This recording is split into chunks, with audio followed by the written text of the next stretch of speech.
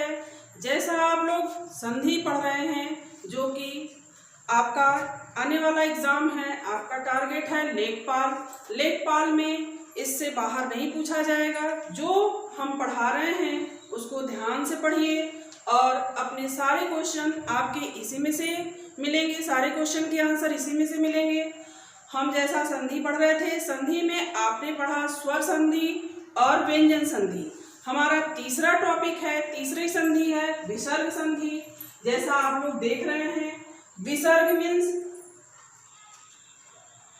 विसर्ग संधि कहते किसे हैं?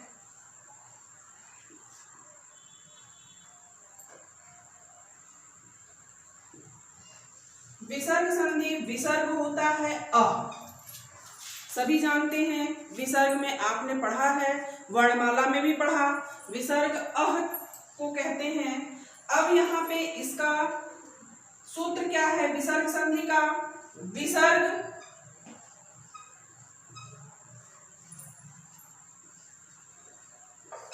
प्लस स्वर ऑब्लिक व्यंजन बराबर विसर्ग संधि। यह हमारे विसर्ग संधि का सूत्र है।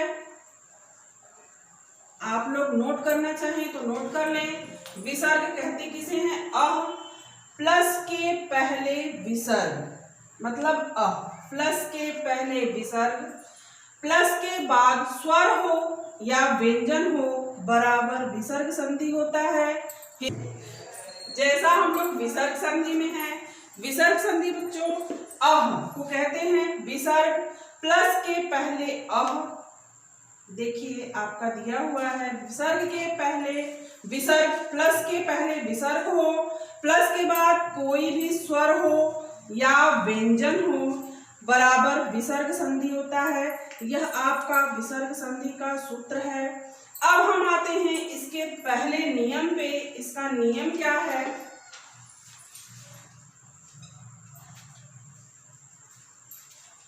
नियम पे क्या है? विसर्ग संधि के पहले नियम पे, यह विसर्ग संधि का आपका विसर्ग संधि का सूत्र है। जैसा कि आपको दिया गया है, यह विसर्ग संधि का सूत्र है। यह इसी के अंतर्गत जरूर क्वेश्चन आएगा बच्चों, ध्यान दीजिएगा। हमारा पहला नियम क्या है? अह प्लस वर्गीय, अह प्लस वर्गीय व्यंजन का तीसरा, चौथा, पांचवा वर्ण।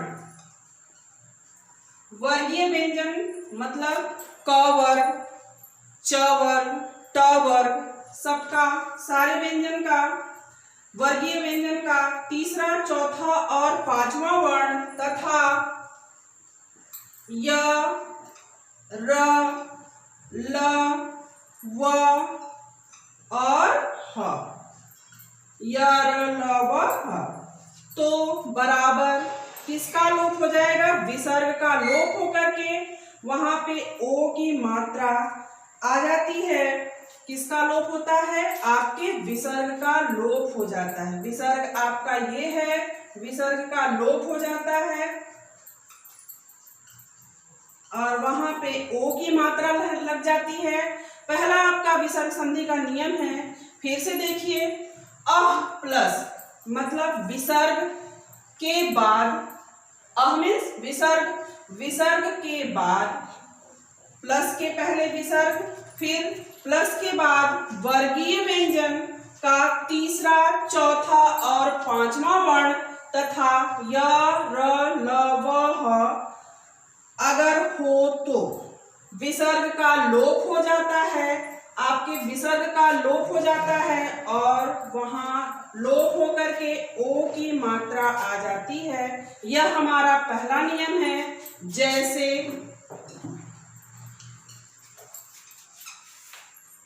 जैसे यशः प्लस गान, यह विसर्ग है, प्लस के पहले विसर्ग है, विसर्ग संधि का विसर्ग है, इसका लोप होकर के इस जगह ओ की मात्रा आ जाती है, तो यशो गान विसर्ग का आपका लोप हो गया। दूसरा यशः प्लस दा, तो आपका विसर्ग लोप हो गया, ओ की मात्रा आ गई, यशोदा। और आगे सर प्लस ज, सर प्लस ज, यहां पर विसर्ग की का लोप होके सरोज। देखिए बच्चों, आपका यह विसर्ग संधि का पहला नियम है। फिर से देखिए, विसर्ग संधि का पहला नियम क्या है? प्लस के पहले विसर्ग। आपका विसर्ग हो गया, प्लस के पहले विसर्ग आपका विसर्ग हो गया। प्लस के बाद वर्गीय व्यंजन क वर्ग, च वर्ग, ट वर्ग, सारे वर्ग के व्यंजन का तीसरा, चौथा और पांचवा। तीसरा कौन सा है? जैसे क ख ग अंग, अंग, क ख ग घ अंग, ग घ अंग, तीसरा, चौथा, पांचवा। वर्ण हो तथा य र ल व ह हो, तो प्लस के बाद, बार बार ध्यान दीजिएगा, प्लस के बाद वर्गीय व्यंजन का तीसरा, चौथा, पांचवा वर्ण हो तथा य र ल व हो, तो विसर्ग का लोप हो जाता है। विसर्ग का लोप होकर के वहां पे ओ की मात्रा लग जाती है। जैसे कि सरह प्लस ज, आपके विसर्ग का लोप हो गया, वहां पे ओ की मात्रा लगी, सरोज। यशः प्लस गान, तो विसर्ग का लोप करते हुए विसर्ग का हमने लोप कर दिया, लोप करते हुए यशो गान। यशः प्लस दा, तो विसर्ग का लोप करते हुए ओ की मात्रा लगाए, यशोदा। आपका यह विसर्ग संधि का पहला नियम है, ध्यान से इसको देखिएगा, जरूर देखिए बच्चों। और आपके हर क्वेश्चन का जवाब इसी के अंदर है, ध्यान देंगे तो सारे क्वेश्चन का जवाब इसी के अंदर मिलेगा। यह आपके विसर्ग संधि का पहला नियम था। जैसा बच्चों आपने पहला नियम पढ़ा, ध्यान दे के बार बार पढ़िए, बार बार कहा जा रहा है कि ध्यान दीजिए। अब हम दूसरे नियम पे आते हैं। दूसरा नियम हमारा क्या है? मीन्स विसर्ग के बाद प्लस तो ओ का लोप हो जाता है, का लोप हो जाता है और वह क्या बन जाता है? ओ। तो और जो है आपके प्लुत स्वर के चिन्ह में बदल जाता है। यह दूसरा नियम है, ध्यान दीजिएगा। विसर्ग के बाद अ वर्ण आता है, तो विसर्ग का लोप होकर के वहां पे आपके प्लुत स्वर, जैसा कि वर्णमाला में आपने प्लुत स्वर को पढ़ा, प्लुत स्वर का यहाँ पर प्लुत स्वर को रखा जाता है। आगे जैसे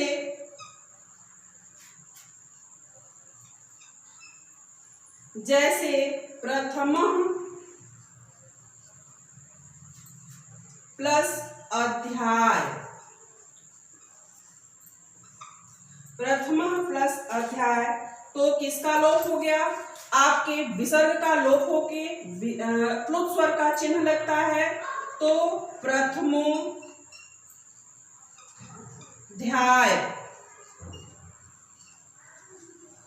प्रथमोध्याय किसका लोप हुआ? अब यहाँ पर इसका लोप होकर के आपके प्लुत स्वर का चिन्ह लगता है और विसर्ग का लोप होकर के यहाँ पे विसर्ग का भी लोप होगा, विसर्ग का भी लोप होगा और उसके जगह ओ की मात्रा का प्रयोग होगा।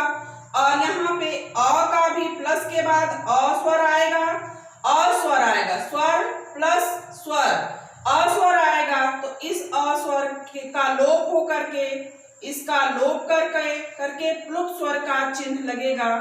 आपका प्लुत स्वर है ये प्लुत स्वर। प्लुत स्वर का चिन्ह लगेगा। ध्यान दीजिए, जैसे कि प्रथम प्लस अध्याय आपका विसर्ग का लोप हुआ, ओ की मात्रा लगी, अ का लोप होकर के प्लुत स्वर का आपका लगा निशान। अब दूसरा देखते हैं, यशः प्लस अभिलाषी।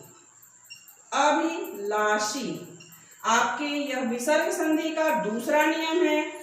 फिर हम क्या करेंगे, इसका लोप करके ओ ले आएंगे, प्लस अ का लोप करके क्या लाएंगे, प्लुत स्वर का निशान। तो यह क्या होगा, यशो भिलासी। यशो भिलासी। ध्यान दीजिए, यह बहुत ही इंपॉर्टेंट है। आपके विसर्ग संधि का दूसरा नियम आपके लिए बहुत ही इंपॉर्टेंट है। इससे ज्यादातर क्वेश्चन पूछा जाता है। ध्यान दीजिएगा, सिर्फ आसान से आसान तरीका है, कुछ नहीं आपको करना है। विसर्ग का लोप करके ओ को लाना है, ओ स्वर को लाना है, प्लस के पहले विसर्ग का लोप करके ओ को लाना है, प्लस के बाद आपका स्वर रहेगा अ, तो उसका लोप करके आपको प्लुत स्वर का चिन्ह लाना है। जैसा कि मैंने दिया है यहाँ उदाहरण, प्रथम प्लस अध्याय प्रथमोध्याय, यशः प्लस अभिलाषी यशोभिलाषी। आगे मनः प्लस अभिलाषी। फिर यहाँ पे देखिए, अलग करिए, इसका लोप करके ओ को लाइए, प्लस आ का लोप करके प्लुत स्वर को लाइए। कुछ नहीं करना है आपको, सिर्फ देखिए, कुछ नहीं बदलना है।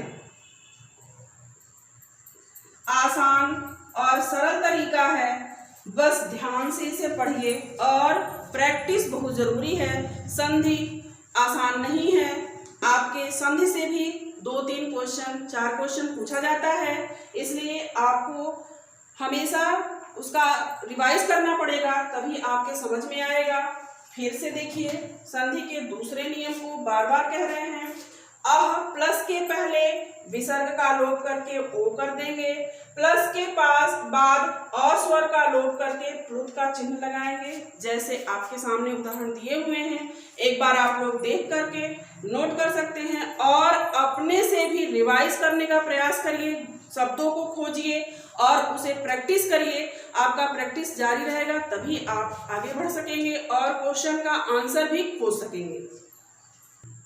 जैसा बच्चों, विसर्ग संधि का आपने 2 नियम पढ़ा, हमें आशा है कि आपको समझ में भी आया होगा और समझ करके उसका आप रिवाइज करेंगे, तभी आप लोगों को आएगा।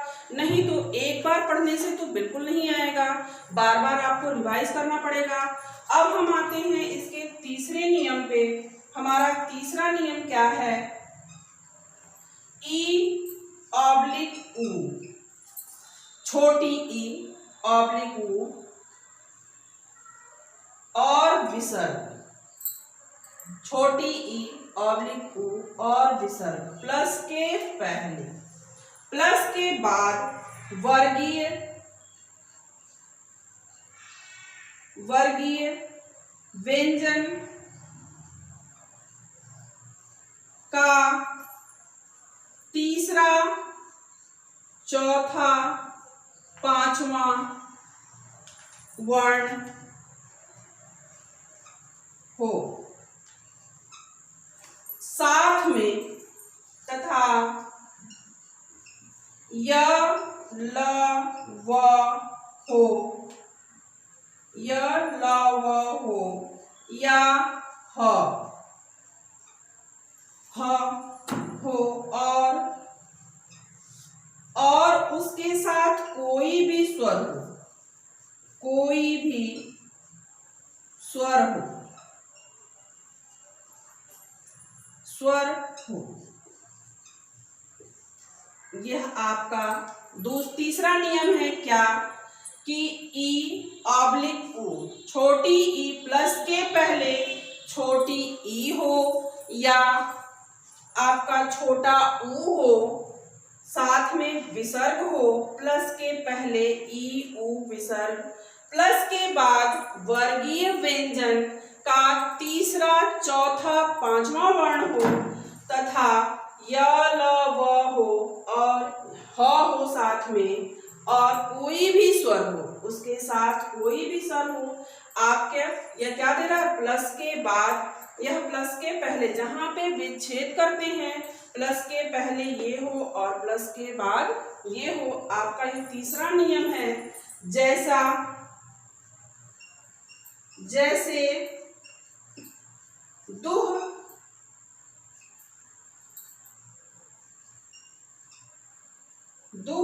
प्लस जन, दुह प्लस जन, तो क्या हो जाता है, आपका विसर्ग जो है र में बदल जाता है। क्या अब विसर्ग क्या हो गया, र में बदल जाता है। देखिए प्लस के पहले ऊ आ गया आपका स्वर, प्लस के बाद वर्गीय व्यंजन का कोई भी हो, तीसरा चौथा पांचवा, य ल व या ह हो या कोई भी स्वर हो, आपका आ गया ज, व्यंजन आ गया, तो क्या हो गया, र में बदल जाता है, तो क्या हो जाएगा, दुर्जन। आपका विसर्ग का लोप होकर के र में बदल जाता है। प्लस के पहले आपका ई उ और विसर्ग हो, प्लस के बाद ये हो, तीसरा वर्ग का तीसरा चौथा पांचवा वर्ण, या य ल व ह हो या कोई भी स्वर हो, तो विसर्ग का लोप होकर के र बदल जाता है। आपका हो गया दुर्जन। दूसरा ले देखिए, निह प्लस वात, निह प्लस वात, विसर्ग का लोप करके र लाते हैं तो क्या हो जाएगा, निर्वात। तीसरा देखिए, दुह प्लस मुख, विसर्ग का लोप करके, देखिए इसके पहले स्वर आया है, बाद में भी स्वर आया है, ध्यान दीजिएगा। देखिए लास्ट में दिया है प्लस के बाद कोई स्वर भी हो सकता है, तो यहाँ पे स्वर भी आया है, लोप होकर के क्या हो जाएगा, दुर्मुख, दुर्मुख। जैसे फिर से हम दे रहे हैं तीसरे नियम का, आपको समझा रहे हैं। देखिए प्लस के पहले, अब इतना समझाने के बाद आप लोग ध्यान से रिवाइज करिए, प्रैक्टिस करिए, तभी आपको समझ में आएगा। प्लस के पहले ई उ और विसर्ग, प्लस के बाद वर्गीय व्यंजन का तीसरा चौथा पांचवा वर्ण हो, या य ल व ह हो या कोई भी स्वर हो, तो आपका विसर्ग र में बदल जाता है। यह तीसरा नियम है विसर्ग संधि का, र में बदल जाता है। जैसे तुह प्लस जन, आपका यह व्यंजन आ गया, तो अह जो है विसर्ग किस में बदल गया, र में बदल गया, तो दुर्जन। निह प्लस वात, र में विसर्ग बदल गया, तो देखिए उसके पहले ई स्वर आया हुआ है, प्लस के पहले स्वर और आपका विसर्ग भी आया है, दोनों हो, इन दोनों के साथ विसर्ग हो, चाहे ई के साथ चाहे ऊ के साथ आपके विसर्ग हो, तो आपके देखिए यह ऊ के साथ विसर्ग है और यहाँ पे ई के साथ विसर्ग है, प्लस निर्वात। दुह प्लस मुख, आपका देखिए स्वर के साथ विसर्ग भी है, तो र में बदल जाता है, दुर्मुख। आपके यह विसर्ग संधि का तीसरा नियम था। जैसा कि आप लोगों ने पढ़ा, तीन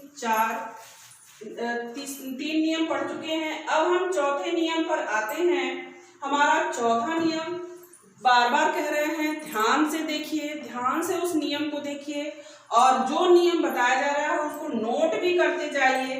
यह हमारा चौथा नियम है, ई ऑब्लिक ऊ के साथ विसर्ग प्लस र। बड़ी ई में बदल जाता है, ऊ बड़ा ऊ में बदल जाता है और विसर्ग का लोप हो जाता है। देखिए एकदम स्पष्ट तरीके से बताया जा रहा है। क्या हो रहा है कि अगर प्लस के पहले जहां से हम विच्छेद करते हैं उसके पहले बच्चों ई, छोटी ई ऑब्लिक बड़ा छोटा ऊ, उसके साथ या छोटी ई के साथ विसर्ग हो चाहे छोटा ऊ के साथ विसर्ग हो तो बड़ी छोटी ई बड़ी ई में बदल जाती है और छोटा ऊ बड़ा ऊ में बदल जाता है और वहां पे विसर्ग का क्या होता है, लोप हो जाता है। जैसे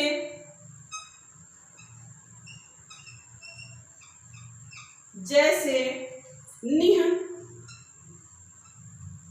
प्लस रज। ध्यान दीजिएगा प्लस के बाद र भी रहे, प्लस के पहले ई के साथ विसर्ग रहे चाहे ऊ के साथ विसर्ग रहे और प्लस के बाद र रहे तो विसर्ग का लोप हो जाता है और छोटा ऊ बड़ा ऊ में बदल जाता है, छोटी ई बड़ी ई में बदल जाती है। जैसे निह प्लस रज, र आपका आ गया, यह बदल के किसमें हो गया, बड़ी, इसका विसर्ग का लोप हो गया और छोटी बड़ी में बदल गया तो नीरज, नीरज। ध्यान से देखिएगा इतना आसान तरीका है, ध्यान दीजिएगा। जैसे कि बार बार कहा जा रहा है प्लस के पहले छोटी ई के साथ विसर्ग हो और प्लस के बाद र हो तो विसर्ग का लोप हो करके छोटी बड़ी में बदल जाती है।